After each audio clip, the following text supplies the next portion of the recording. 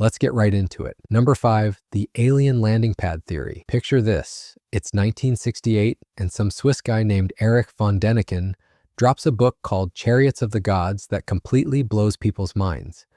He looks at Stonehenge and basically says, there's no way ancient humans could have built this thing. It's obviously a landing pad for alien spaceships.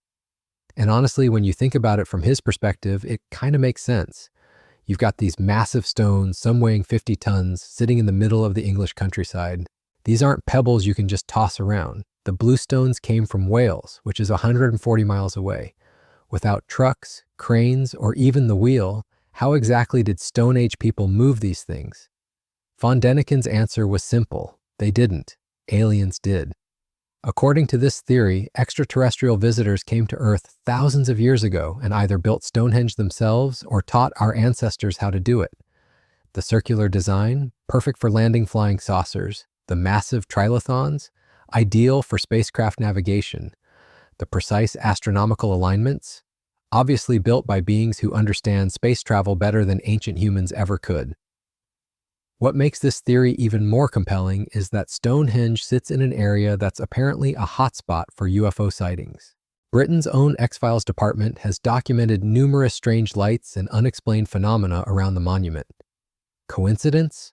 The believers say absolutely not.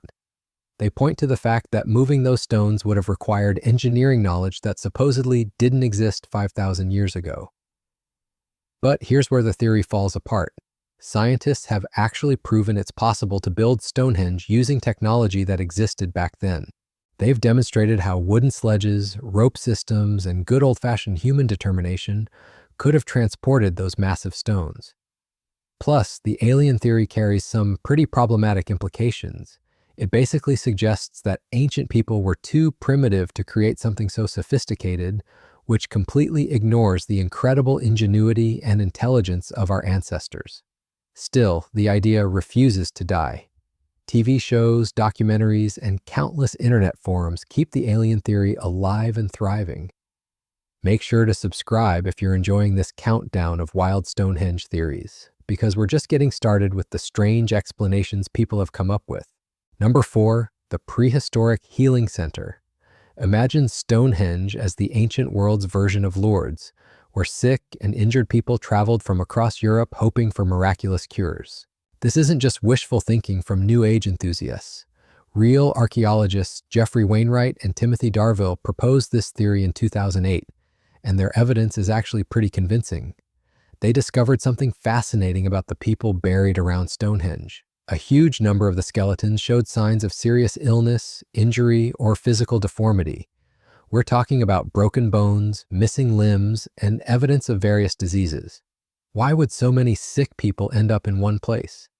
The answer might lie in the blue stones themselves.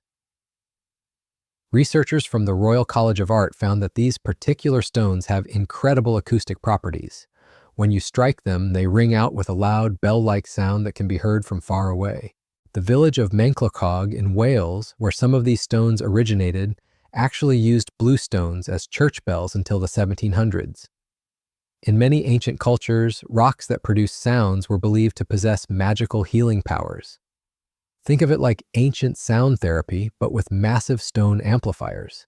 The theory suggests that people chipped off small pieces of these blue stones to use as healing talismans or protective charms.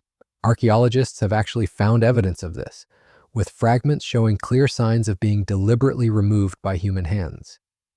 The effort required to transport these specific stones 140 miles from Wales suddenly makes perfect sense if people believe they had supernatural healing abilities. This wasn't just about building a monument, it was about creating a sacred medical center where the desperate and dying could come seeking cures that regular medicine couldn't provide. Comment your location and let me know if you've ever visited Stonehenge or any other ancient stone circles. Number 3, the ancient astronomical computer. Back in the 1960s, American astronomer Gerald Hawkins fired up one of those room-sized early computers and made a discovery that rocked the archaeological world. He claimed that Stonehenge wasn't just a pile of old rocks, it was actually a sophisticated astronomical observatory that could predict eclipses, track the movements of the sun and moon, and function as a prehistoric calendar.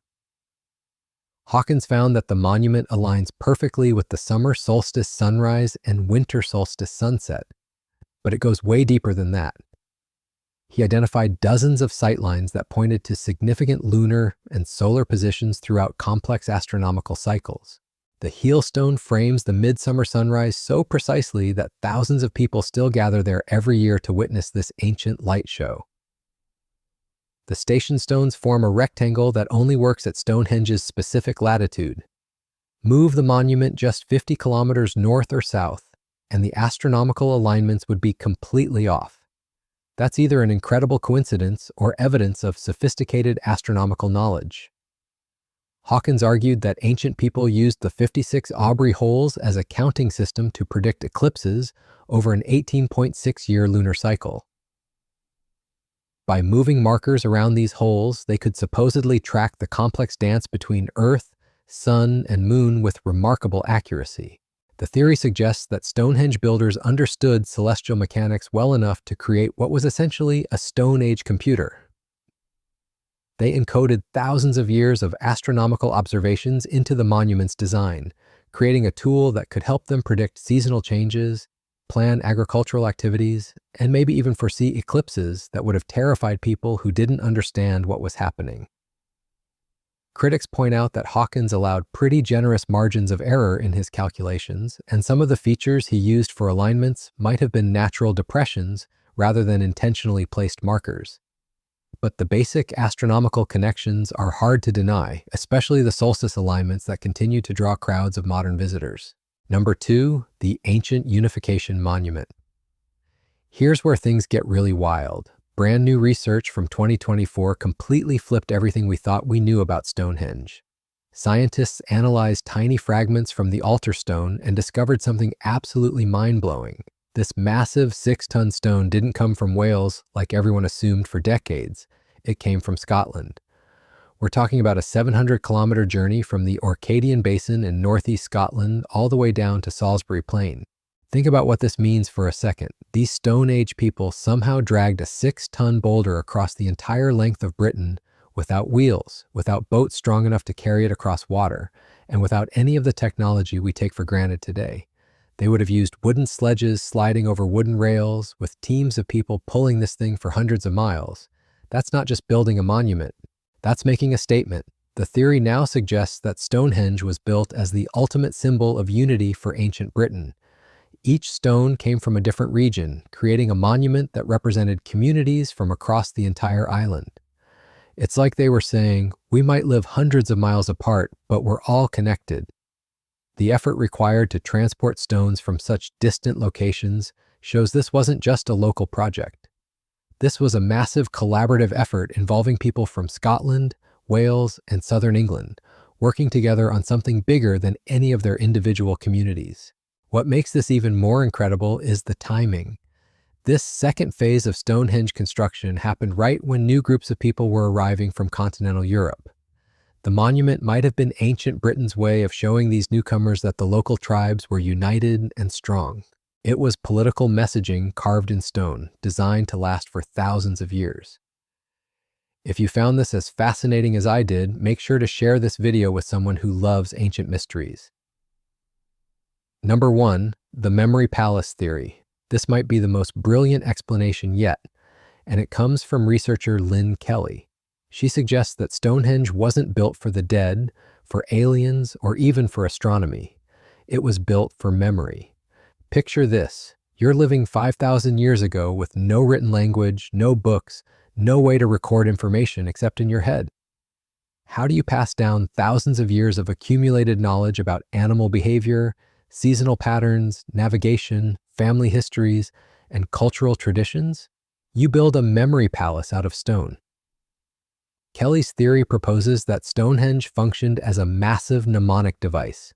Each stone, each position, each alignment triggered specific memories and stories. Ancient knowledge keepers would walk through the monument using the physical layout to remember and recite vast amounts of information. The heel stone might remind them of migration patterns. The trilithons could encode genealogies. The blue stones might hold agricultural knowledge. This isn't just speculation. Aboriginal Australian cultures still use similar techniques today. encoding tens of thousands of years of knowledge into sacred landscape features. They can navigate across hundreds of miles of seemingly identical terrain using memory techniques tied to rocks, hills, and other landmarks. Stonehenge could have worked the same way, serving as a Stone Age library where information was stored not in books, but in the monument itself. The beauty of this theory is that it explains why Stonehenge was built in phases over 1,500 years. As knowledge grew and changed, so did the monument. New stones were added, old ones were repositioned, and the memory palace evolved along with the culture that built it. Every generation added their own chapter to this incredible stone book, creating a monument that held the collected wisdom of ancient Britain.